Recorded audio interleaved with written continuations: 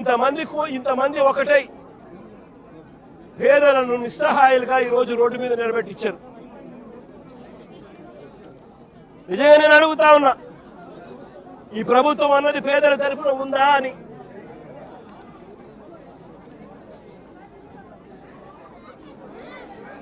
ఎక్కడైనా ఎప్పుడైనా కూడా ప్రభుత్వం అన్నది చేయాల్సింది ఏమిటి? ఇటువంటి పరిస్థితిలో వచ్చినప్పుడు వీళ్ళంతా వెళ్ళి కంప్లైంట్లు కూడా ఇచ్చినారు. సాక్షాత్తు చంద్రబాబు నాయుడు కలిసినారు. చంద్రబాబు నాయుడు 3 సార్లు కలిసినారు. లోకేష్ 2 సార్లు కలిసినారు. అర్జీలు ఇచ్చినారు. చివరికి ఎవరికైతే వీళ్ళు అర్జీలు ఇచ్చినారో వాళ్ళే కుట్ర పన్ని వాళ్ళు, వాళ్ళ ఎంపీలు, వాళ్ళకి సంబంధించిన కార్పొరేటరు వీళ్ళంతా కలిసి కుట్ర పన్ని ఏ రకంగా వీళ్ళంతా కూడా వీళ్ళకి అన్యాయం చేశారు అన్నదానికి నిదర్శనం ఇది. నేను ఒకటే అడుగుతా ఉన్నా, అయ్యా చంద్రబాబు నాయుడు గారు, ఇక్కడే కాదు రాష్ట్ర వ్యాప్తంగా కూడా ఇదే మాదిరిగా కొనసాగుతా ఉంది.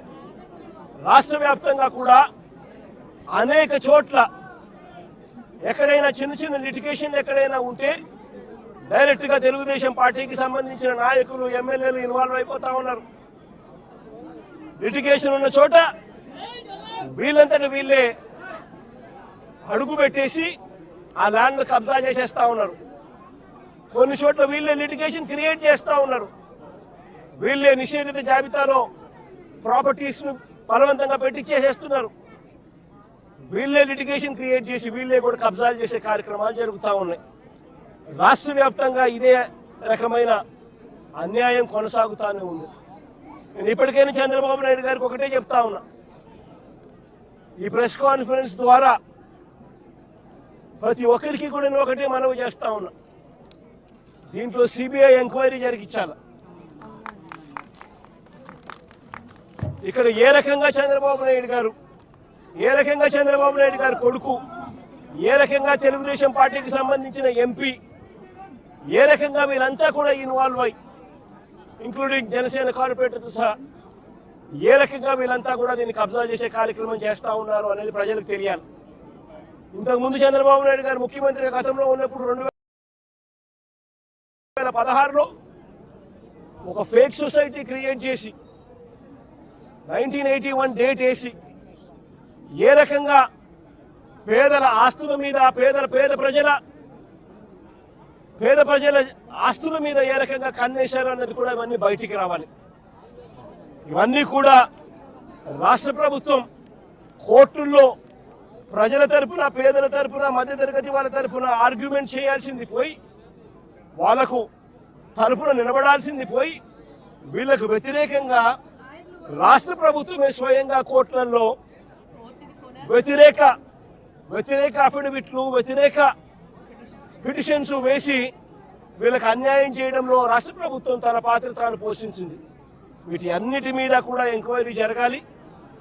జరిగి దోషులను, అది చంద్రబాబు నాయుడు కావచ్చు, లోకేష్ కావచ్చు, తెలుగుదేశం పార్టీ విజయవాడ ఎంపీ కావచ్చు,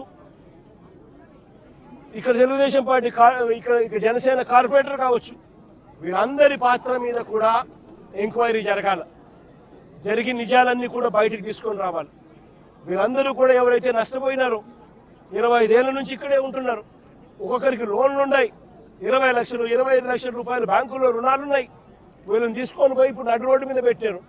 వీళ్ళు బతికేది ఎలా? వీళ్ళ లోన్లు ఎలా తీరుస్తారు?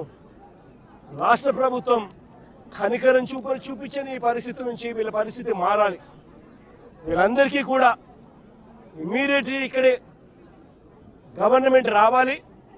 వీళ్ళకి సంబంధించిన లోన్లన్నీ కూడా గవర్నమెంట్ తన రెస్పాన్సిబిలిటీ కింద గవర్నమెంటే కట్టేట్టుగా తీసుకోవాలి.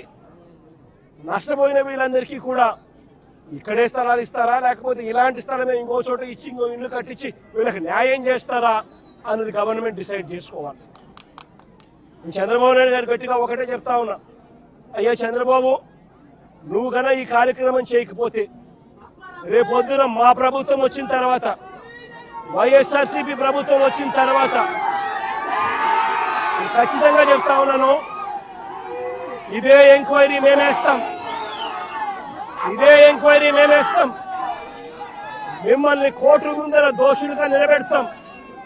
నిలబెట్టడమే కాకుండా వీళ్ళందరికీ కూడా, బాధితులందరికీ కూడా కంటికి రెప్పలా మేమంతా కూడా కాపాడుకుంటూ, వీళ్ళందరూ కూడా ఎవరైతే నష్టపోయినారో ప్రతి ఒక్కరికి కూడా ఆ నష్టంలో ప్రభుత్వం భాగస్వామ్యమై వీళ్ళందరికీ తోడుగా ఉంటుందని చెప్పి బాధితుల తరపున మీ జగనన్న మాటిస్తా ఉన్నాడు అని చెప్పి ప్రతి బాధితుడికి కూడా నేను చెప్తా ఉన్నాను.